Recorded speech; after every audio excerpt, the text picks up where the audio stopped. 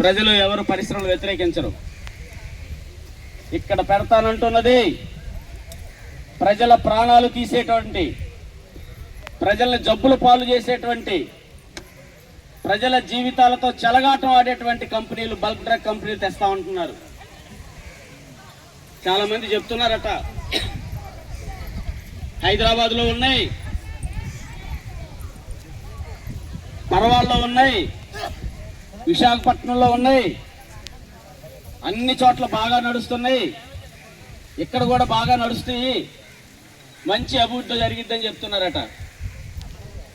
పరవాడ వెళ్ళమనండి ఆ చెప్పే వాళ్ళకి. పరవాడ ప్రాంతంలో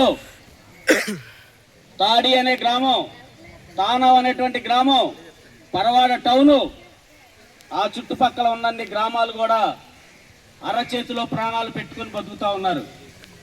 ఏ రోజు ఏ కంపెనీ పేలుతుందో తెలియదు, ఏ రోజు ఎంతమంది చనిపోతారో తెలియదు.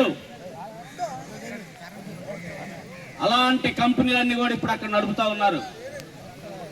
అంతకంటే ప్రమాదం ఏంటంటే తాడి అనేటువంటి గ్రామం అంతా కూడా కలుషితం అయిపోయింది. భూగర్భ జలాలన్నీ కూడా విషమైపోయినాయి. ఆ గ్రామంకి వెళ్ళి ఎవరైనా ఆ కంపెనీలన్నీ మంచివని చెప్తే అప్పుడు మనం అంగీకరిద్దాం. ఇప్పుడు ఎవరైతే తిరిగి చెప్తున్నారో, పచ్చి అబద్ధాలు చెప్తా ఉన్నారో, వాళ్ళని ఆ ఊరెళ్ళమని చెప్తున్నాం. ఎంత దుర్మార్గం అంటే,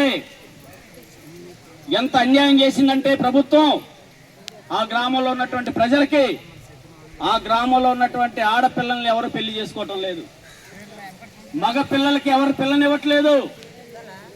ఇది అబద్ధం కాదు, అక్షర సత్యం. తాడి అనేటువంటి గ్రామంలో ఆడపిల్లలకి పెళ్లి చేసుకోవాలంటే భయపడిపోతూ ఉన్నారు.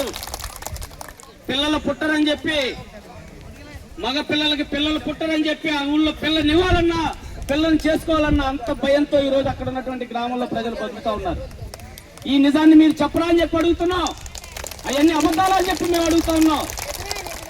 అక్కడ పెద్ద పెద్ద మెడికల్ క్యాంపులు పెట్టారు, డాక్టర్ల బృందాలు